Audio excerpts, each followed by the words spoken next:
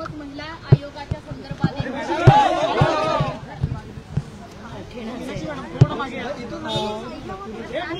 जवळजवळ महाराष्ट्र राज्य महिला आयोग अस्तित्वात येऊन 23 वर्ष झालेली असली तरी सुद्धा आज देखील महिलांवरील अत्याचारांच्या प्रकरणामध्ये स्त्रिया जशी पोलिसांना हाक मारतात तसंच महाराष्ट्र राज्य महिला आयोगाकडून अपेक्षा असते।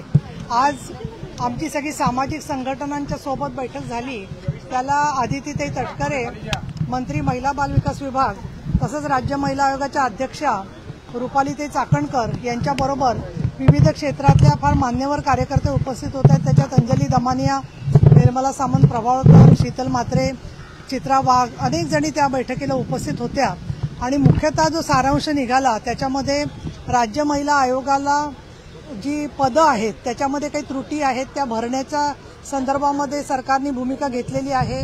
त्याचबरोबर आयोगाच्यासाठी इमारतीची व्यवस्था केलेली आहे आणि आयोग पोलिसांचा भरोसा असेल, पोलिसांच्या दक्षता कमिट्या आणि कौटुंबिक संरक्षण कायदा या सगळ्याचा समन्वय करून पोलिसांनी वेळेमध्ये चार्जशीट दाखल करावं, त्याचबरोबर केसेसचा निपटारा लवकर व्हावा, समझोता होत असताना समुपदेशन करण्याबरोबर महिलांच्या सुरक्षिततेला महत्त्व देण्यात यावं आणि पुरुष वर्गाचाही सहभाग याच्यामध्ये वाढावा याच्या संदर्भात चांगली चर्चा झाली।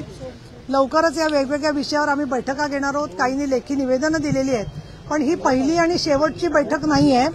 पुढच्या काही काळामध्ये महिलांवरच्या अत्याचारामध्ये एकत्रितपणे काम व्हावं म्हणून आम्ही विभागीय बैठका सुद्धा घेणार आहे। त्याचबरोबर आदिवासींच्या बरोबर काम करणारे कार्यकर्ते, सामाजिक विविध घटक जे आहेत त्यांच्याबरोबरचे कार्यकर्ते यांच्यामधून या शासनाने जी आदिशक्ती मोहीम घेतलेली हाती ती मजबूत करण्यासाठी सुद्धा काम केलं जाणार आहे आणि मुख्यमंत्री देवेंद्र फडणवीस, उपमुख्यमंत्री एकनाथ शिंदे, उपमुख्यमंत्री अजितदादा पवार आणि आदिती तटकरे महिला बालविकास मंत्री यांच्याकडे यातल्या सूचना देऊन त्या विभागाच्या संदर्भातल्या पाठपुराव्यासाठी आम्ही वेगवेगळ्या डिपार्टमेंटच्या बैठका आणि पाठपुरावा करणार आहोत आणि सामाजिक संघटनांशी आम्ही जोडून घेणार आहोत।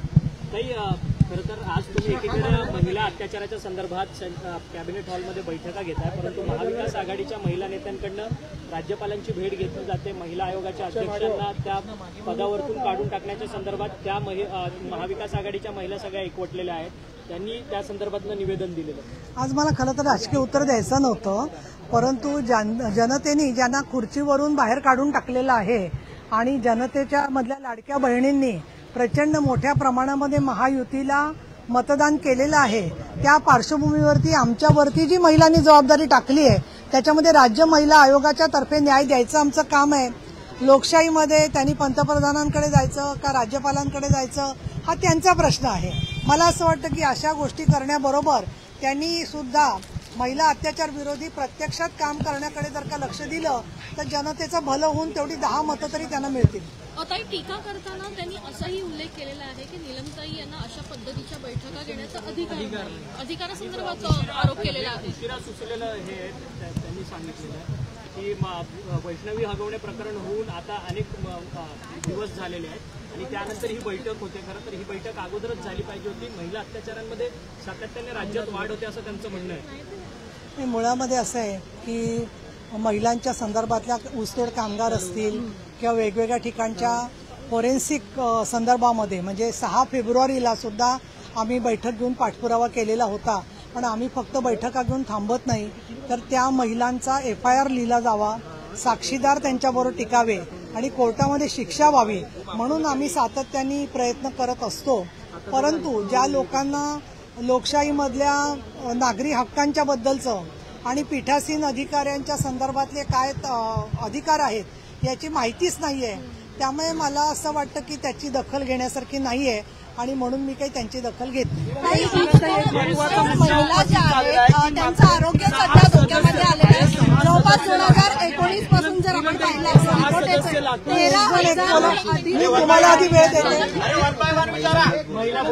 आता मी उपसभापती म्हणून हिला आधी वेळ देते मग तुम्हाला देते। शांत राहा, चला। 2019च्या रिपोर्टनुसार 13,000हून अधिक ज्या ऊसतोड कामगार महिला आहेत त्यांनी गर्भपिशव्या काढलेल्या आहेत, त्यामुळे त्यांचा जो मुद्दा आहे खरं तर अतिशय त्यांचे आरोग्य जो आहे तो धोक्यात आहे, याविषयी काही चर्चा झाली आहे? नाही, या संदर्भात चर्चा झाली, पण तुमच्या सगळ्यांच्या माहितीसाठी सांगते की 2019 मध्ये या विषयावरती लक्षवेधी लावली होती.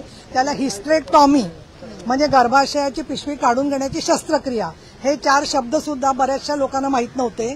त्यावेळेला आपण हा सर्व आवाज उठवला. माननीय एकनाथजी शिंदे आरोग्यमंत्री होते, त्यांनी समिती केली, मी अध्यक्ष म्हणून त्याच्यात काम केलं आणि आम्ही जवळजवळ 200 पानी रिपोर्ट, अंजली दमानी यांच्याकडे तो सगळा रिपोर्ट पाठ आहे, तर तुम्ही त्यांचा पण बाईट घ्या. तर ती सगळी माहिती दिलेली आहे, सूचना दिल्या आहेत. सरकारकडून ही माहिती समोर आलेली आहे की या महिलांना 843 महिलांना ही नोंद कशामुळे झाली, तर सरकारने नोंद घ्यायला सुरुवात केली, ऊसतोड कामगार महामंडळ केलं, पण मुळामध्ये त्या ठिकाणचे साखर कारखानदारांबरोबर जे मुकादम मजुरांना घेऊन जातात, ते मुकादम ज्या प्रकारचं काम करतायत त्यांच्या MOU मध्ये किंवा करारामध्ये या महिलांच्यासाठी काही गोष्टीच्यासाठी आरोग्यासाठी रजा, बाकीच्या सोयी सुविधा याबद्दलची अंमलबजावणी झाली तर मोठ्या प्रमाणामध्ये याचं प्रमाण हळूहळू कमी होईल आणि त्या दृष्टीने आपण सगळ्यांनी एकत्र प्रयत्न केला पाहिजे असं आम्हाला वाटतं. परंतु काही लोकांना जर का केवळ राजकीय भांडवल करायचं असेल तर त्याची दखल काही घेण्यासारखी नाही असं मला वाटतं. काय तर त्याला बोलू देता.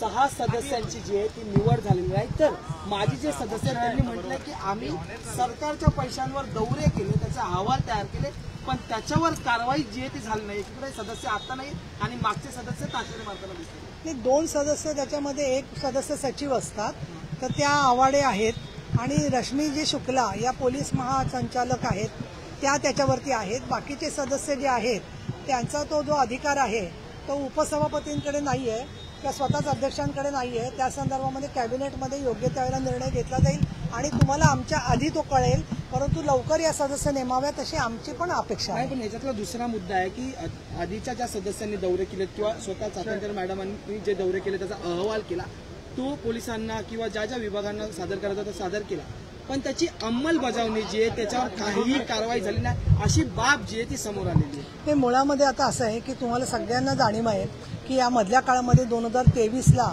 4थं महिला धोरण आलेलं आहे.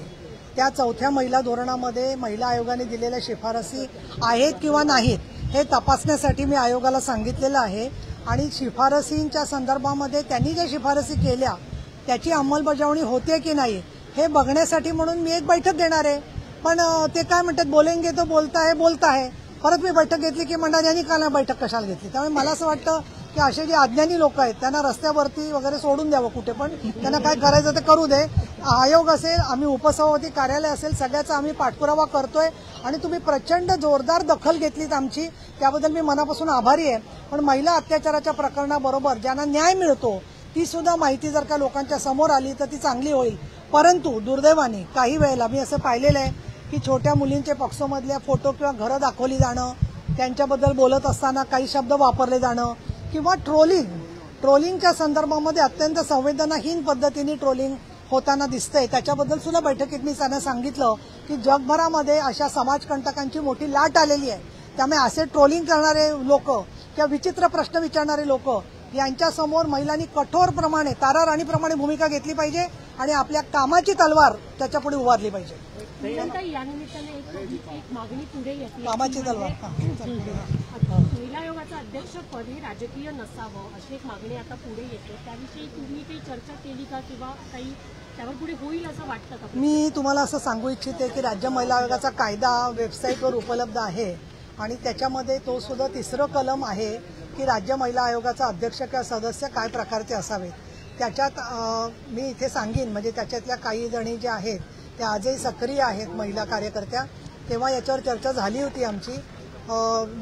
जुन्या चळवळीतल्या नेत्या मृणाल गोरे, अहिल्या रांगणेकर, तारा रेड्डी, सुधा कुलकर्णी हे सगळे लोक त्याच्यामध्ये होते आणि राजकीय कार्यकर्ता नसावा का असावा याच्यावर चर्चा झाली. त्यावेळेला महिलांच्या, सामाजिक कामगारांच्या, असंघटित क्षेत्रातल्या शैक्षणिक, आर्थिक प्रगतीसाठी तळमळ असणारी कोणीही कार्यकर्ती त्याची अध्यक्ष किंवा सदस्य होऊ शकते असं त्या नियमात म्हटलेलं आहे.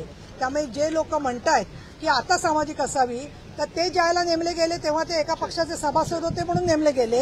आज ते कुठल्या तरी पक्षाचे प्रवक्ते आहेत म्हणून बोलतायत आणि ते दुसऱ्यांना सांगतायत सामाजिक. म्हणजे आता काय झालंय की स्वतःचा चेहरा आरशात न बघता दुसऱ्यांवरती टीका चाललेली आहे सगळी. ठीक आहे.